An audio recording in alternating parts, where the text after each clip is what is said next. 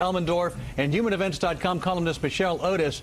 Welcome you all back to Hannity and Combs. Kate, let me start with you. Shouldn't the president be out front here, not just sending his spokespeople out? He's in Crawford. He's on vacation. He's got a permanent vacation coming up in 2 weeks anyway.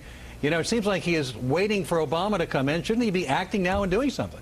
I think Ambassador Bolton addressed that pretty thoroughly, Alan, that President Bush has been engaged in trying to foster the peace process throughout, and that at this point, really any involvement is escalating the situation, saying that they need a ceasefire right now is actually detrimental to Israel's attempt to cut off Hamas. But he's not saying anything. He's leaving it all to spokespeople. No. He's not even out front. He's staying, he's like clearing brush or riding his bike. I don't know what he's doing. Shouldn't he be seen visibly making a statement, leading and showing some leadership here?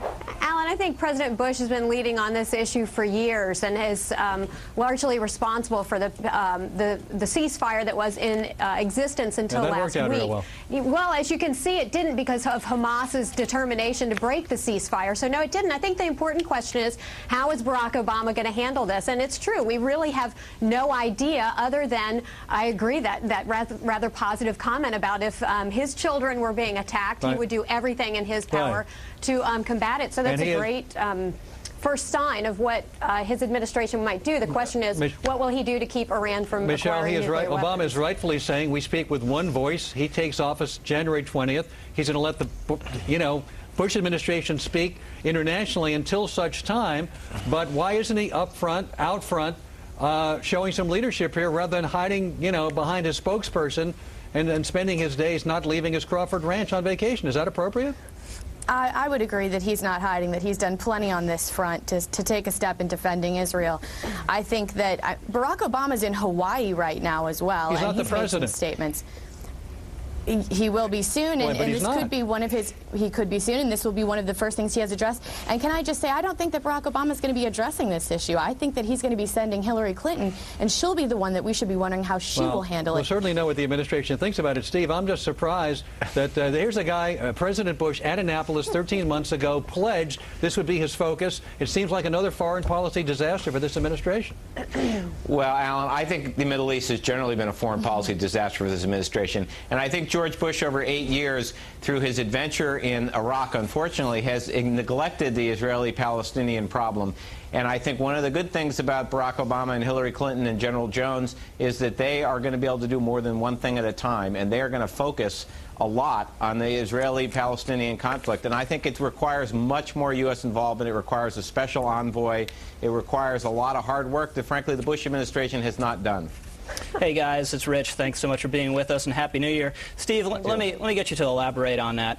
So how do you explain, if you think negotiations are the key to the solution in the Middle East, why was there the second Intifada? Why was there a 5-year terror war against Israel that started exactly at the moment when Bill Clinton had, got engaged in the way no one had been engaged before in peace negotiations, and had gotten Israel to agree to major concessions? Why did that happen? Unfortunately, I don't think the Bush administration has gotten engaged enough. No, Steve, I'm asking you a specific question. Steve, I got to ask that you answer the question. The question is, why did Yasser Arafat launch a terror war against Israel at the very moment when Bill Clinton and the Clinton administration had thrown almost all of its energy into negotiating a solution? Why did that happen? I think it's a very complex problem, Rich. It's going to require a lot of attention from the Obama administration. You don't have an answer. Kate, let me ask someone else. Kate, why did that happen? My answer would be that there are a lot of people in the Palestinian territories who have zero interest in peace, and Hamas is foremost among them. Well, of course. I mean, Hamas uses children and women as their targets, and they don't care who gets, Charles Krauthammer said today, they don't care who gets killed. All they care about is their power and the elimination of the state of Israel. They do This is a problem that has gone on for more than 6 decades. It's not going to be solved overnight, and we have an incredible problem in Iran and their constant antagonism towards any enemies of Israel, and that's a problem that I wonder how Barack Obama is going to handle. Is he going to have the fortitude to be able to keep Iran from becoming a nuclear nation? Yeah, Michelle, you wanted to jump in there. Hamas is deliberately targeting civilians. They throw those rockets into Israel to kill civilians, and they hide among the Palestinian population. Explicitly so, innocent civilians will get killed when Israel tries to retaliate.